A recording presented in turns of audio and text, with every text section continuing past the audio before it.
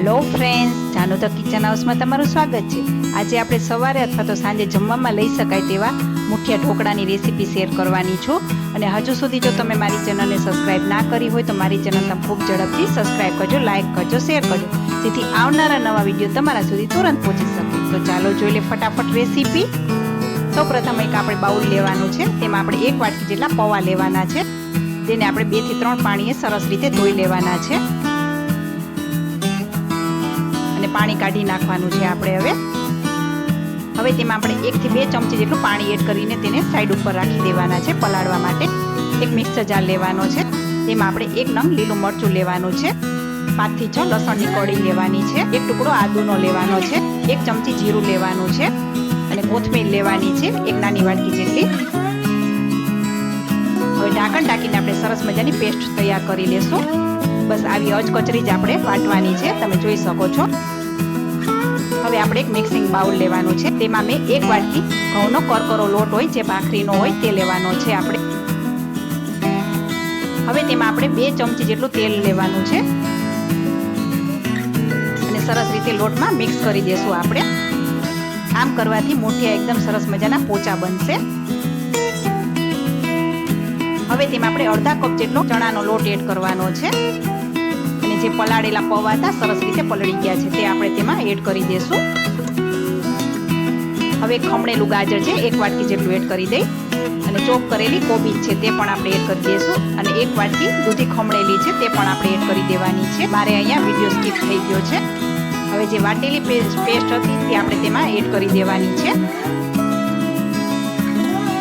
સ્વાદ અનુસાર નમક એડ કરવાનું છે, 5 ચમચી જેટલી હળદર એડ કરી દઈ, 1 ચમચી જેટલું ધાણા જીરું પાવડર છે એડ કરવાનું છે, 5 ચમચી જેટલી હિંગ એડ કરવાની છે, 1 ચમચી ગરમ મસાલો એડ કરી દઈ, 1 ચમચી લાલ મરચું પાવડર છે તે પણ આપણે એડ કરી દઈ, 1 ચમચી વરિયાળી એડ કરવાની છે, 2 ચમચી જેટલા સફેદ તલ એડ કરવાના છે, 5 ચમચી જેટલો અજમો એડ કરી દઈ, 1 ચમચી જેટલી ખાંડ એડ કરવાની છે અને ખાવાનો સોડા છે તે આપણે 5 ચમચી જેટલો એડ કરવાનો છે અને લીંબુનો રસ આપણે ઉપરથી એડ કરી દઈ।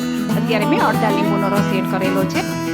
હવે આપણે તેમાં 2 ચમચી જેટલું દહીં એડ કરી દઈ અને હવે સરસ રીતે આપણે બધું મિક્સ કરી દેશું। અહીંયા આપણે પાણીનો જરા પણ ઉપયોગ નથી કરવાનો અને સરસ મજાના આપણે મુઠિયા તૈયાર કરવાના છે। તમે જોઈ શકો છો સરસ મજાની કણક તૈયાર થઈ ગઈ છે। હવે અહીંયા મેં કાણાવાળું સ્ટીલનું પ્લેટ લીધેલી છે, તેને મેં તેલથી ગ્રીસ કરીને રાખેલી છે। હવે આપણે તેલવાળો હાથ કરીને તેમાંથી એક લુવો લઈને સરસ મજાના મુઠિયા વાળી લેવાના છે। તેવી રીતે આપણે બધા મુઠિયા તૈયાર કરી લેશું।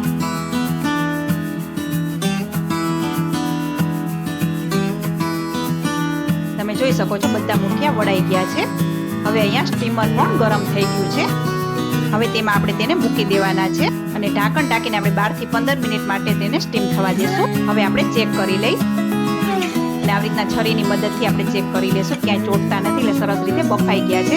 હવે તેને થોડાક ઠંડા કરીને ચોપિંગ બોર્ડ ઉપર લઈ લીધા છે। હવે તેનું આપણે કટિંગ કરી લઈ। એકદમ સોફ્ટ એવા જાળીવાળા મુઠિયા ઢોકળા તૈયાર થયા છે।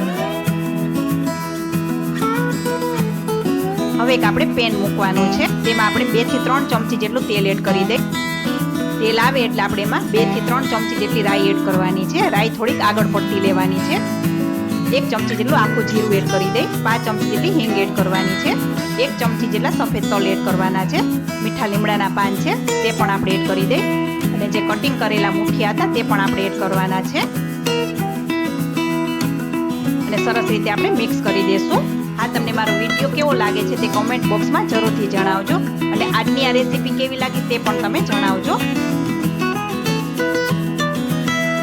ઉપરથી આપણે 2 થી 3 ચમચી જેટલી કોથમીર એડ કરી દઈ તો છે ને સરસ મજાની રેસીપી સાંજ માટેની।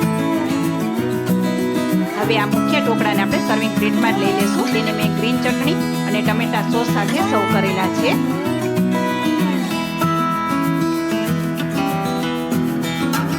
તો કેવી લાગી આજની મારી આ રેસીપી? તમે જરૂરથી લાઈક, શેર और સબસ્ક્રાઇબ કરજો અને મને કોમેન્ટ પણ કરજો। ફરી જ મળીશું આવી જ અવનવી રેસીપી સાથે। ત્યાં સુધી આવજો।